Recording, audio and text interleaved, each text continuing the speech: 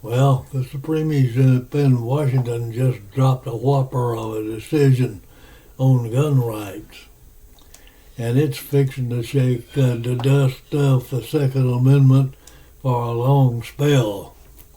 For years, judges have been wrestling with a man's right to tote a firearm, and ends up where the Uncle Sam says, so begins. So this time the High Court didn't just tip its hat. It slammed down a marker that could redraw the whole map of gun laws across the country. Now this is just another headline blowing, though it's like a tumbleweed. It's a landmark moment, and the kind of ruling that gets talked about in law schools, coffee shops, deer camps, and all the way from the Gulf to the Main. Some folks are calling it the biggest shake-up since Hiller back in '08 in Bruin and in 2022. So what's the fuss? Well, the case boiled down to this. How far can the feds or the states go putting limits on gun possession without trampling on the Constitution? Well, the court didn't just nod along with the lower court bench. It went further.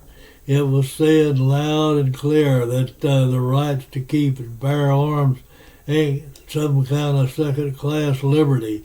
Nope, it's sitting right there with free speech and due process, and it deserves the same respect. Now the justices split like a mesquite log under an axe. The majority said the Constitution means what it says, while the dissenters fretted about how it plays out about modern safety rules and that old question about the Second Amendment absolutely can't hide alongside the new regulations. Well, back in the saddle again, the ripple effect, the legal heads are saying that the ruling could topple the whole string of laws and registration rules and background checks and ban on certain folks owning firearms.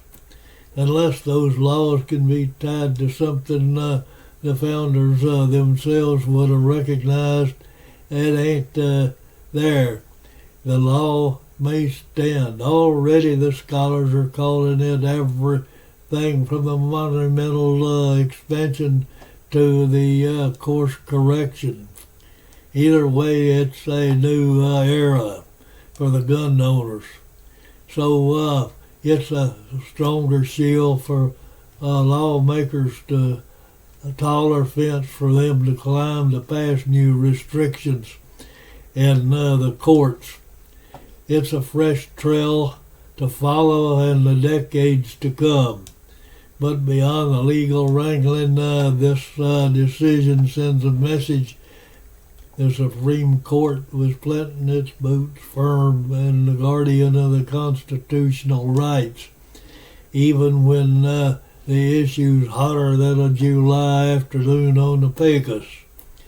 Well, like Miranda shaped the due process and the Brown and Board reshaped equality, this is going to be remembered as one that reshaped the boundaries of freedom. From here on out, the State House and the City Halls are going to have to check their gun laws and this new standard. Advocacy groups are already saddling up for what is going to be the next round of challenges. And Washington can, you could bet, stir up a fresh talk about the judges and politicals and just how much power the court ought to wield. The bottom line is that it just ain't about firearms.